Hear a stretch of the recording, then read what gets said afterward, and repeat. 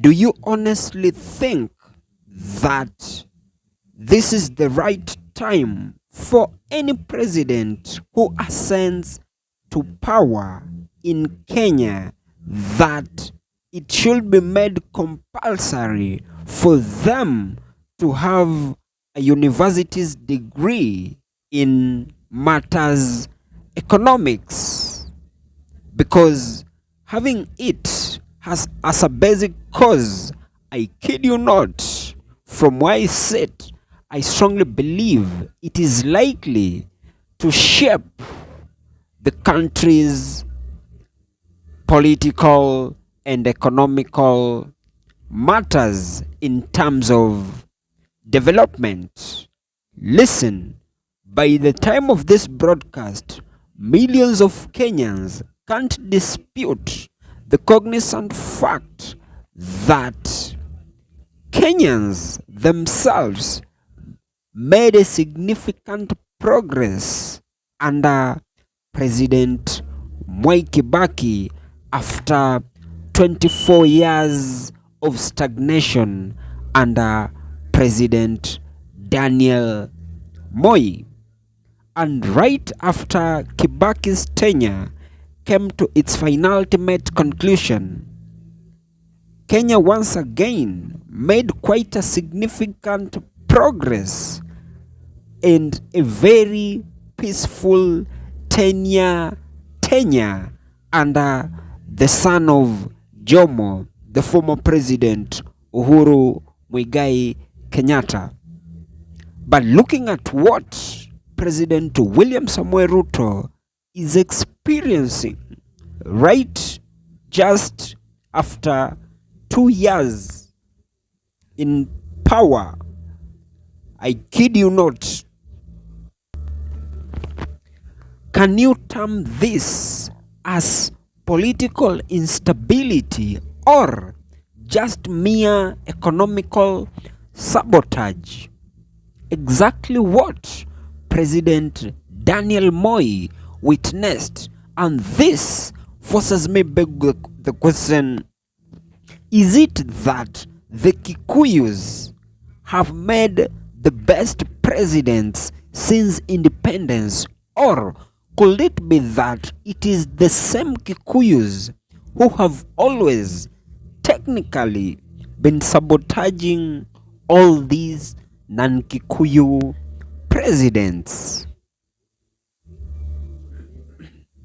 However, from where I sit, I strongly believe that matters good governance are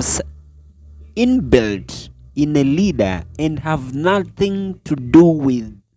our tribal inclination. From where I sit, I strongly believe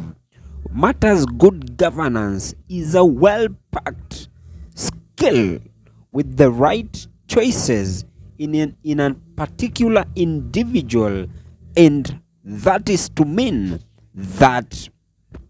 it requires nothing just apart from the right economical choices from whoever is at the helm of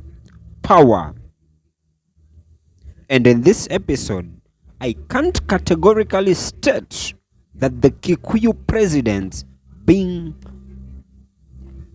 Mzee Jomo Kenyatta and Mwai Kibaki and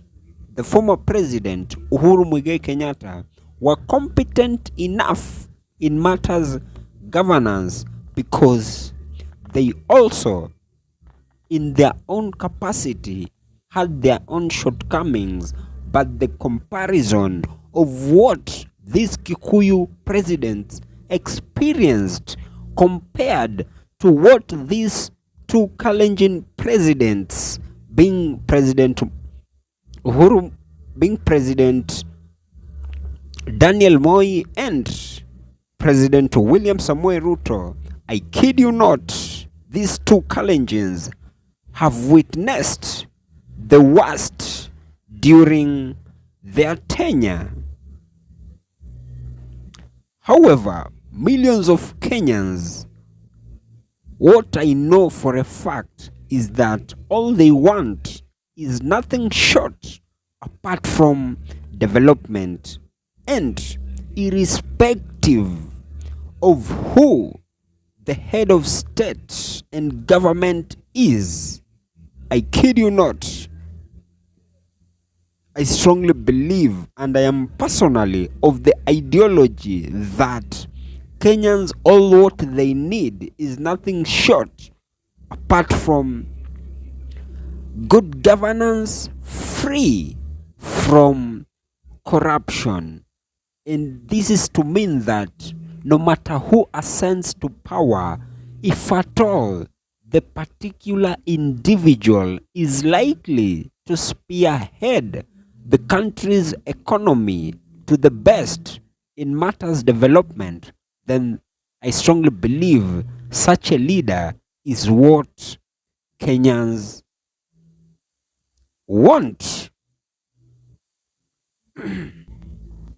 And so, do you honestly think and strongly believe that what the three Kikuyu presidents encountered during their tenure in matters political stability, compared or contrary to what the Kalenjin presidents have witnessed during their tenure, do you honestly believe, is it that the Kikuyus have always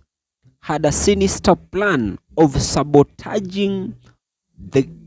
NONE Kikuyu presidents, or it is just that the Kalenjin presidents are incompetent in nature? You can just feel free to drop your comments in the comment section, and of course I am honestly going to give them a right of reply. And as I come to the penultimate part of this episode, that has just been my opinion. If by any chance you do have a counter opinion to mine, you can as well just feel free to drop them in the comment section, and I'll give them a right of reply. Thank you, and may God bless you.